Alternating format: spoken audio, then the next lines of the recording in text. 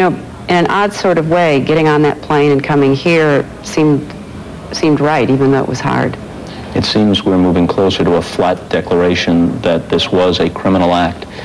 It occurring so close to the start of the Olympics, did that change anything in terms of security preparations for these games?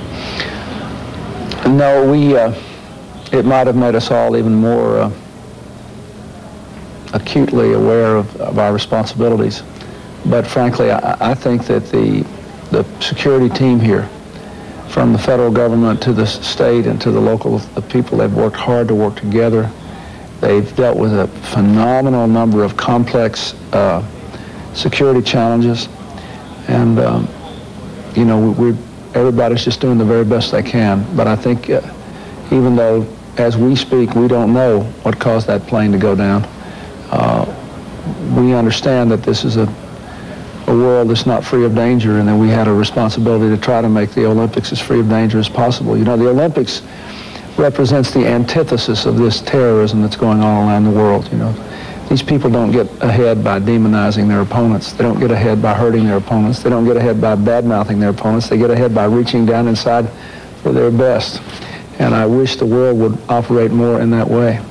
And lastly, Mr. President, you dispatched the Deputy Transportation Secretary down to Atlanta to assist the ACOG people with some of the difficulties they've been having with mass transit. As I understand it, there's about a $230 million commitment from the federal government to these games in the area of security. That's correct. In Spain, they spent billions of dollars in support of the Barcelona games, infrastructure and whatnot. We've never done it that way in the United States. Is it possible, in your view, that it would be appropriate, either in 2002 in Salt Lake City or beyond, if an American city made a successful bid for 2008, for the federal government to be involved in the Olympics to a greater extent? I think it would be possible, and I think it would be appropriate if the role were clearly defined and clearly something that could be done without interrupting the way the Olympics have operated in the past, basically being driven by a successful local leader.